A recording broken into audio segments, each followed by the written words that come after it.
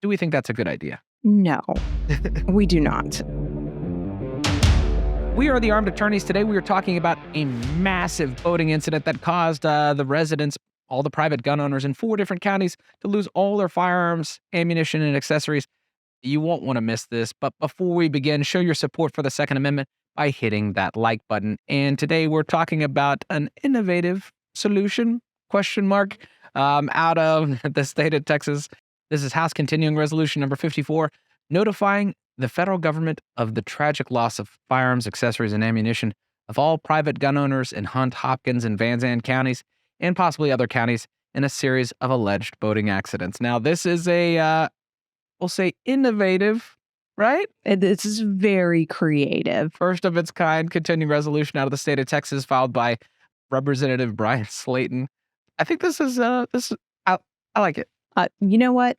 It is very funny. It is very funny. So we're going to read it to you, and then we're going to talk about boating accidents and what to do and not to do when the government actually comes knocking at your door. So here we go. Whereas the Texas legislature respectfully notifies the federal government of a series of alleged boating accidents that occurred across Hunt, Hopkins, and Van Zandt, and possibly other counties, on January 10th, 2023, which involved all private gun owners. Amazing. That's a lot of boats. That's a lot of boats. In these counties, and thankfully allegedly resulted in no injury or loss of life. And whereas due to the series of alleged boating accidents, the Texas legislature also wishes to notify the federal government of the alleged loss of all firearms, accessories, and ammunition owned by all private gun owners in the counties of Hunt, Hopkins, Van Zandt, and possibly other counties. And whereas, as a result of the alleged events, the Texas legislature wishes to inform the federal government, the current presidential administration, and any future administration that any attempt to buy back, confiscate, or register some or all firearms, accessories, or ammunition from private gun owners in the counties of Hunt, Hopkins, Van Zandt, and possibly other counties will not be possible or necessary, and be it resolved. And then we're restating all of these things. So, very funny, very clever. Yeah. This is a massive boating incident. It is a massive boating incident. All right. So I think we should talk about lying to law enforcement, and we should talk about federal supremacy. Yeah, I'll start with this. The boating joke, very funny. Very funny good. Among the community. If you were to be communicating with law enforcement, let's say ATF agent comes, knocks on your door, and you say, oh, they were lost in a boating accident. Do we think that's a good idea? No, we do not, because there are all sorts of criminal offenses for providing false or misleading information that's material to law enforcement investigation. Also, it just we think it's funny, but a jury of random peers who is going to take this very seriously, plus the judge, plus the federal prosecutor, they think it's funny. Yeah, and the other thing that comes up, it's the same thing when we have slang for drugs.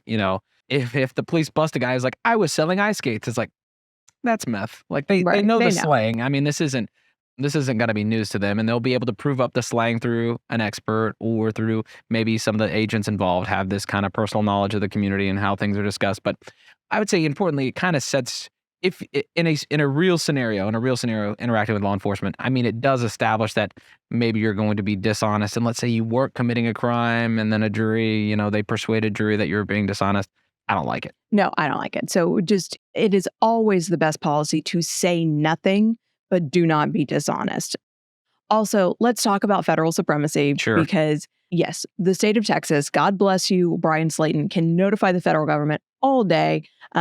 Don't come trying to register things here. There's nothing here. There's nothing left. Just like our Second Amendment sanctuaries, right? We can say, you can't enforce your gun laws here all day long. Can the federal government still come, investigate, enforce everything that's on the books? Yes. Yeah, as a practical matter, yes. I mean, it's the equivalent of the UN sending a letter to someone. Yes. Yeah, I mean, that doesn't mean, it doesn't have full faith and force like we maybe want it to, but I think it's it's creative. The legislative session isn't always fun. Yeah.